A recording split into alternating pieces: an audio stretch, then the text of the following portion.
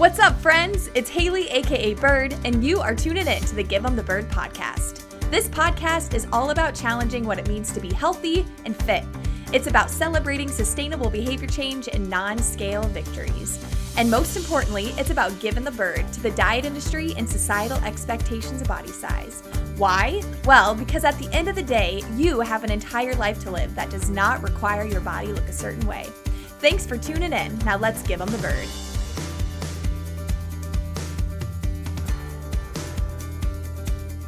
Hello, everyone, and welcome back to the Give 'em the Bird podcast. My name is Haley, aka Bird. I'm a certified intuitive eating counselor and weight neutral health coach, and today we are talking about what to do if the gym you go to is super weight loss focused or very saturated in diet culture. This was a question that was submitted on my Instagram story that I posted this week, asking folks what are some of the struggles or pain points that you're experiencing right now, and how can I support you? So thank you so much to the person that submitted this question or this thought. This was actually something that was on my radar back in season 1. I meant to cover it, but life got away from me, and so I'm excited to be tackling it today. I first want to say, when we're thinking about gyms that are super weight loss focused, I think there's this messaging around just don't put your money into gyms that are super weight loss focused. Choose a more inclusive gym. Don't waste your time and money there. I think this statement has a lot of privilege in it. For one, access. We don't all have access to 10 different gyms, and we can pick out the one that's best for us. Some of us only have 1 or 2 gyms in our area, and most gyms are weight loss focused, at least from my experience. Most of them have some sort of weight loss focus or messaging in them. Another privileged piece of this is when it comes to time. Even if we do have 10 different gyms in the area that we can choose from, maybe even 5 of those being very inclusive gyms, we have to look at what our schedule allows us to do. Is that gym open at the time that you're wanting to go? If you're looking for group workouts, do they offer group classes when you're able to go? So just keep in mind that I would love to say ditch the diet culture, weight loss focused gyms altogether, but that's a lot easier said than done, okay? So this is going to be really geared towards people who are maybe already at this gym or maybe are looking to join a gym and the only one they can find is weight loss focused. How can you be a member at this gym and still protect and maintain a healthy relationship with your food, with your body, and with your movement? The first step I would recommend is to opt out of measurements or before and after photos if this is something that your gym offers. A lot of gyms do this right when you join a gym, especially if it's a 8-week session or 12-week session, or if they're having a transformation or weight loss focused challenge. So choose to not participate in that. You can still be a part of the gym. You can still participate in the workouts. You can still enjoy the exercise and the other members, but you can just say, hey, actually, I'm going to choose not to do that if that's okay, right? You're the member, you're the one paying the money. You don't have to participate in taking any measurements or before and after photos, whatever it might be. So just know that you have the power to opt out of those. It's not a requirement. And if it is a requirement, that's fucking weird. I don't know of a gym that would require it. They just want your money and to help you, obviously, but you get what I'm saying. So opting out of measurements or before and after photos and potentially challenges that focus on weight loss or body size transformation. The second thing is to be really clear about your intentions. A lot of gyms will have an initial consultation or questionnaire that might ask you things about your why or your motivation or what brought you to the gym, what you're hoping to get out of it as being a member. And this is a great opportunity to be really clear that you're not here for weight loss or to change your body size, but you are here for fill in the blank. Whether that is to get moving again, to improve my physical health, to improve my mental health, to get connected to my community, whatever it might be, this is a great opportunity to let that gym know. This was actually something that I did with the gym that I'm currently at. I've talked about this gym before on the podcast. They are not weight loss focused at all, which I love, but they had a really great questionnaire that they ask all new members to fill out. And it had a question about, what is bringing you to Versa? And I mentioned mental health. Like, that's my why behind exercise. And it really is. I noticed that when I'm not exercising consistently, my anxiety skyrockets and I don't feel good mentally. So I was very clear about that. They also asked a really awesome question on the questionnaire that said, what has basically turned you off from other gyms that you've been to? And I mentioned that, gyms that are really weight loss focused, like I really try to steer clear of those. Now, I wouldn't anticipate that a gym completely changed their business plan or their, business model for one response, right? Like if it is a really weight loss focused gym and I say, I'm not here for weight loss, I'm turned off by the idea of, exercise for weight loss, whatever it might be, I don't expect them to change their entire structure, but at least I've done what I can. I've let them know, like, these are my intentions, etc. I got really lucky in that the gym I go to is not super weight loss focused, and they actually praised me for moving for reasons other than changing my body size. But I think that's a really great chance for you to be clear about your intentions. If you have maybe an initial consultation or you're walking around the gym and they're asking you questions, if they have a questionnaire, let them know that my intention for movement, my intention for joining this gym is for reasons outside of changing the size and shape of my body. Now, once you're in the gym and you're doing the workouts, know that we cannot control what instructors and what other members say and do, right? We can't get them to stop making diet culture comments or saying things that are harmful, but we can be mindful of our own language and our own actions. And I think that is the next recommendation I would have. Make sure that your language and your actions are not perpetrating diet culture. So some examples of this, we talk about this one all the time. Give compliments not related to body size. Compliment your fellow members on how strong they are or how good their form was or their consistency or how they seem to uplift everybody in the workout. Like, thanks for the push, right? Really avoid making those physical appearance related compliments to them. Now, this is something that you can take with you in all environments, right? I think this is something that comes up regularly on the podcast, but especially in a gym setting where there is so much focus on body size. Another example is avoid equating exercise to food that you can eat. I think this comes up a lot on the weekends, like on Fridays. I'm getting a really hard workout in, like I burned X amount of calories, now I can drink all the beer that I want tonight, or now I don't have to feel bad when I eat pizza later on today. Again, people around you in the gym might say that. You can't control them, you can't change that, but you can control what you say. So be mindful to not be perpetrating that harmful language when you can. The next thing I would say is to regularly check in with your body and its needs. I want to say loud and clear that regardless of the gym that you go to, regardless of the qualifications, the certifications, the years of experience, the years of schooling that your trainer, that your gym, that your instructors have, you are the expert of your body, not them. Listen to that again. Regardless of the certifications, the qualifications, the years of experience, the intelligence of your trainer, of your gym, you are the expert of your body, not them. They might be the quote unquote expert of exercise, but you are the expert of your body. And so it is your responsibility to regularly check in with your body and to honor its needs and to know that you know its needs better than somebody else. So an easy way that you can do this is to implement some sort of like pre, mid, and post-workout check-in where you just ask your body how it's feeling and then respond accordingly. That might mean that you maybe sit down and take a break when you need to. You modify exercises. Maybe you choose weights that are best for you. A lot of times instructors might recommend try to grab at least a 20-pound dumbbell. But if a 20-pound dumbbell isn't feeling good for you, grab what does feel good for you. That can also be the other way around too. Sometimes they might say okay, we're doing 3 sets of 15, grab a light weight. Well, you know what? You can actually do 3 sets of 6 and grab a heavy fucking weight, right?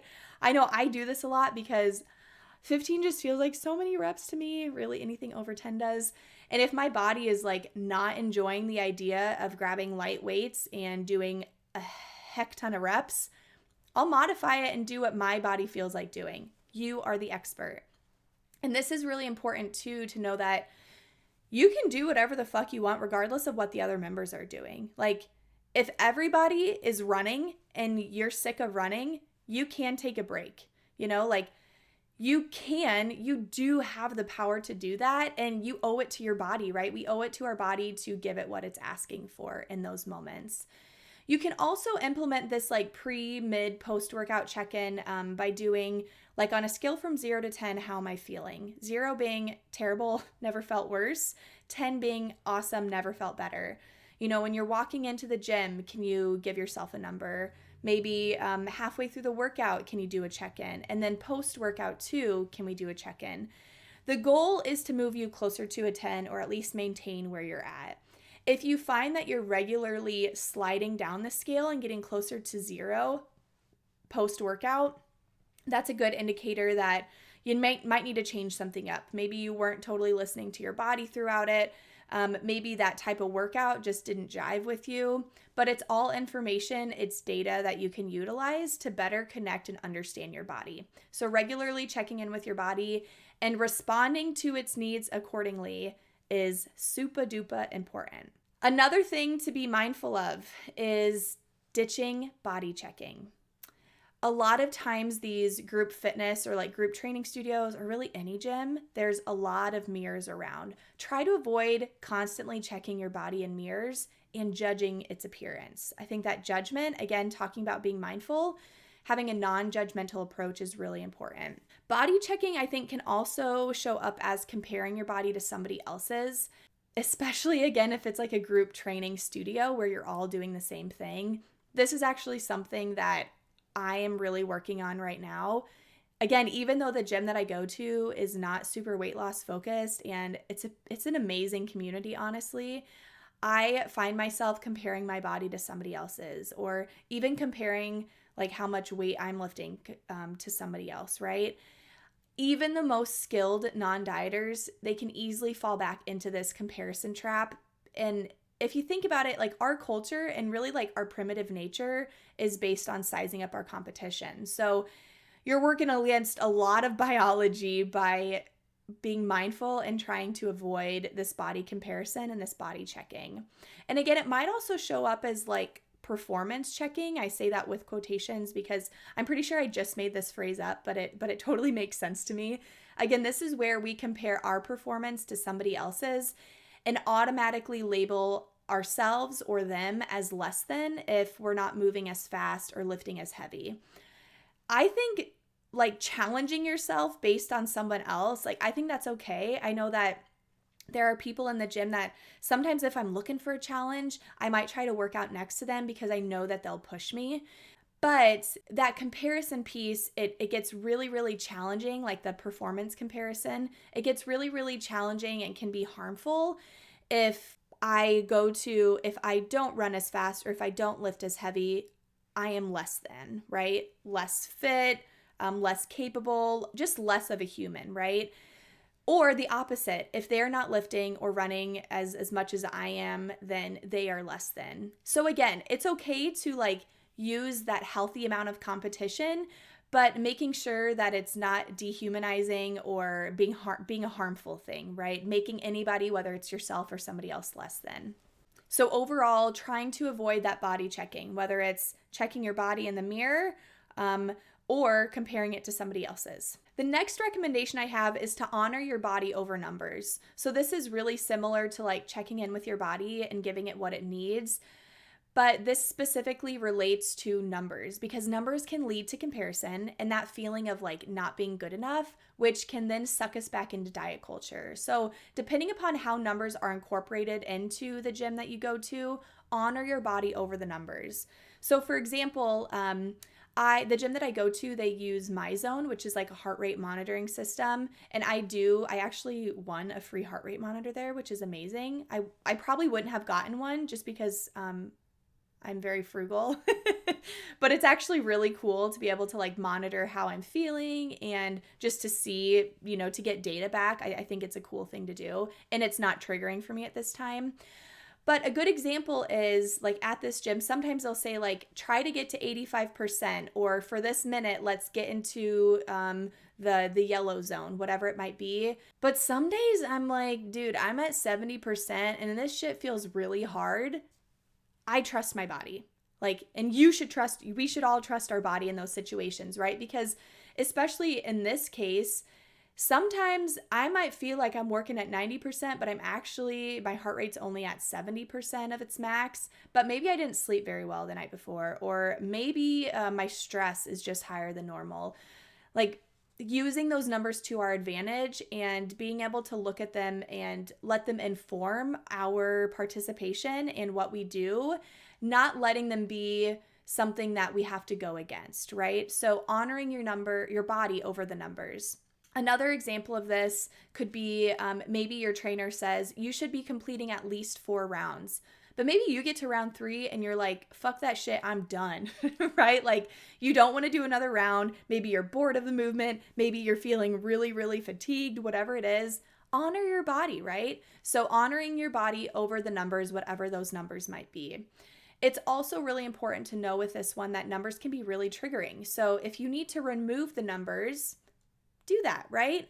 For example, if numbers are really triggering for someone, I probably wouldn't recommend that they use a heart rate monitor.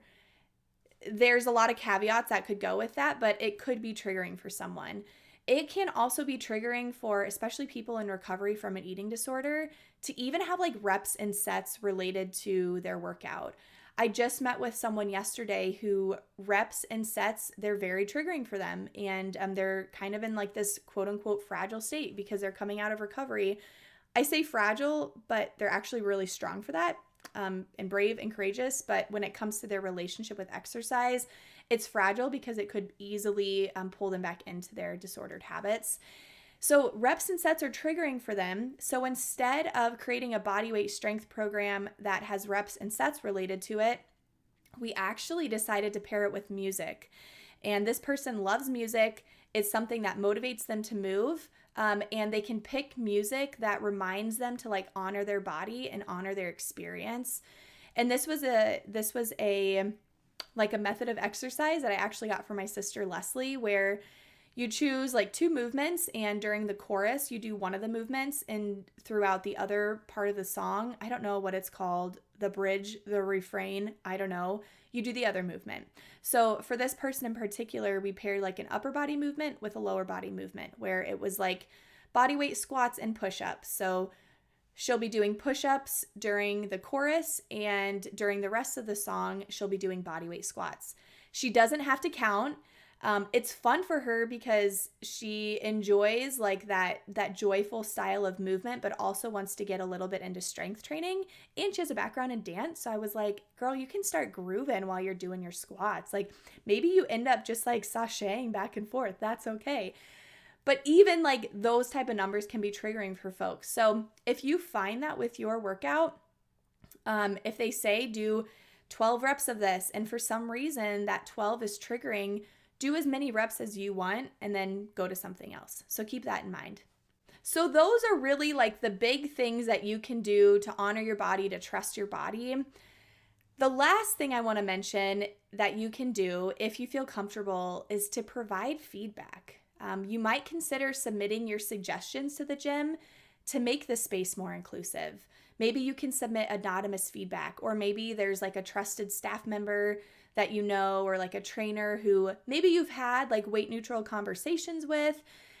Maybe you can say something to them like, I wonder if instead of it being a transformation challenge related to body size, if it could be like a transformation challenge related to performance or something like that, right? You might be the first member to speak up, but your feedback is guaranteed to help others, right? If the gym then implements what you say. So I think this can come with how comfortable we're feeling with our own relationship. Once we've gotten to a point that like we feel pretty solid, we feel pretty steady with our relationship with movement and our body and food, then we can incorporate that advocacy if we'd like to. And it can be as simple as providing anonymous feedback about how the gym can be a more inclusive space or a more weight neutral space. So overall, I think my big lasting message with this one is really that you really are the expert of your body, and to trust the cues and the signals that your body is giving you over any instructor, any member, any sort of technology, any workout, etc. I do also think that it's really important to find some sort of ease between challenging your body and protecting your relationship with movement. I think sometimes we can get so scared of hurting our relationship with our body that it can take away from the enjoyment that we get from movement, if that makes sense. I know for me, that was something that I noticed right off the bat when I started using this heart rate monitor. I was worried so much that attaching numbers to my workout was going to be harmful to me, that it took away from me showing up to this gym and enjoying it. And because I was at a place where those specific numbers weren't triggering for me, I just kind of had to release that and remind myself that I can use a heart rate monitor. I can challenge myself in the gym. I can do specific reps and sets because I'm at that place where I can, and still have a healthy relationship with movement. So keep that in mind. Try to avoid getting so scared of hurting your relationship with movement and your body that it takes away from the enjoyment that you get out of movement. Okay. Unfortunately, I think there are also a lot of messages out there that make it seem like anyone who participates in high intensity exercise, or anyone who runs regularly, or anyone who challenges themselves physically, or anyone who follows any sort of structured exercise program, or anyone who tracks their progress with exercise or has performance related metrics. There's kind of this group message out there that says anyone who does any of those things is disordered or has an unhealthy relationship with exercise. And I want to be super fucking clear that I don't agree with those messages. I don't think intuitive movement has to be low intensity. And I definitely don't think that pushing yourself in the gym means you're unhealthy, right? Intuitive exercise and having a healthy relationship with movement, it is not black and white. It is in the gray area. And again, that's what GTB is all about. We are about finding the middle ground and recognizing that things look different for everyone. Exercise and having a healthy relationship with movement and your body, it looks different for everyone. So to recap, if you are someone who goes to a very weight loss focused gym and you're wanting to protect your relationship with food and with movement and with your body, here are my recommendations. Number 1, opt out of measurements and or before and after photos and or transformation/body size challenges. Number 2, be clear about your intentions from the get-go. If the gym offers some sort of consultation or questionnaire, let them know that you're here for reasons other than changing your body size. Number 3, be mindful of your own language and try to remove the diet culture talk from it. Number 4, regularly check in with your body and its needs and respond to those needs accordingly. Number 5, be mindful of and aim to ditch body checking, both with yourself in the mirror and that body comparison with others. Number 6, honor your body over numbers. Regardless of what numbers are coming up at the gym that you go to, your body is queen or king. Number 7, if you feel comfortable, provide feedback. You might be the first member to provide this sort of feedback, but remember, it's guaranteed to help others somewhere along the road. I hope these 7 different tips are helpful for you if you are somebody who is looking to join a gym or currently at a gym that is weight loss focused and you're really wanting to maintain that healthy relationship with your movement and with body. I would love to hear your thoughts on this one, so feel free to reach out if you have questions, if you have feedback, or if you have other tips that you might want other listeners to know about. Thanks for tuning in to another episode of GTB. If you're enjoying this podcast, feel free to head on over to Apple Podcasts and rate, review, and subscribe. You can also share this podcast on Instagram and tag me at Give 'Em the Bird Podcast. I will see you back here next week for another episode, but in the meantime, go give 'em the bird.